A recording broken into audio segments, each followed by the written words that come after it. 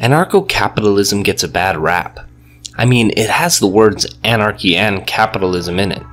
It's dirty to the mainstream political establishment that is scared of anarchy, and it's dirty to other anarchists that are scared of capitalism. Anarcho-capitalism. Anarcho-capitalism. Oh, definitely sounds dirty. Sounds like a sex position if it were with all the doors and windows open in the eye of a tornado on a bed of money. Although, that doesn't sound too bad, right?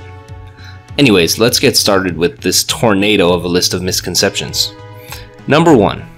Living in a stateless society would be horrible. What about the blank? Enter good or service here. But the roads, but the police. Guess what? When an ancap says they don't want government, they are being very specific. They do not want an institution that systemizes aggression, and that doesn't mean they don't want roads or some of the services that police provide. But police don't just provide defense. Police enforce laws that prohibit non-aggressive behavior as well, and we're against that because aggression in response to non-aggression is not justifiable.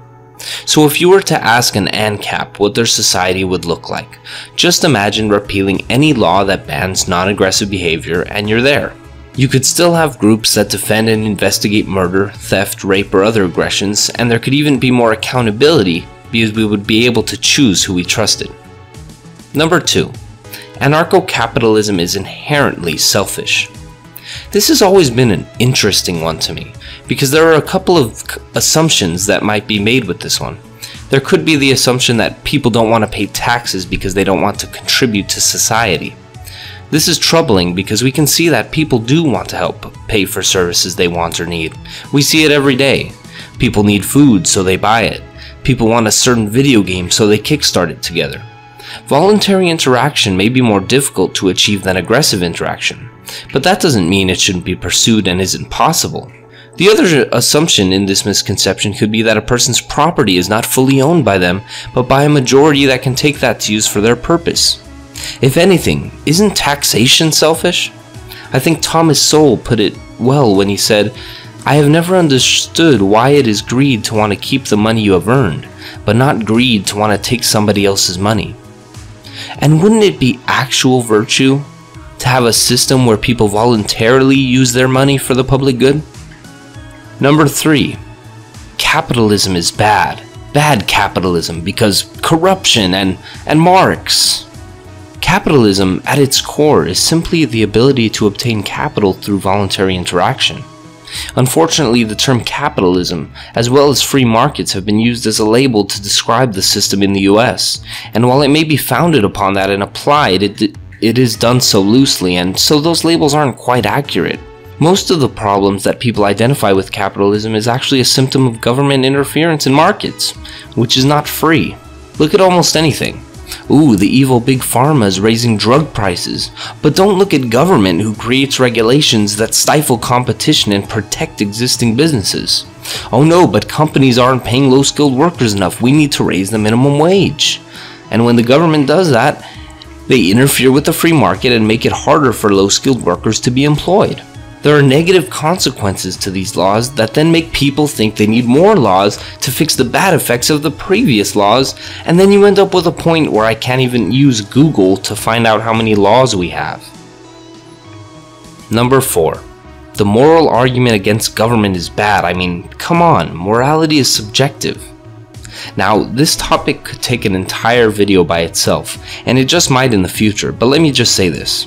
From my perspective, it's just about impossible to avoid invoking morality when talking about all of this.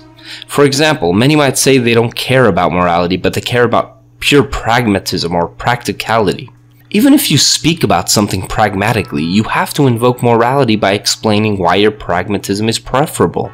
For example, whenever someone is typically criticizing the non-aggression principle, they say, "Without daddy government, nothing will stop people from killing each other." Besides the speculative problem with that argument, it fails avoiding morality because it implicitly contains the notion that murder is bad. That's not to say that they would be wrong in their moral conclusion, but that they failed in trying to avoid using morality and solely sticking to pragmatism. So using the moral argument isn't just helpful, it's pretty much unavoidable, even when talking about pure ends-based policy. Number 5.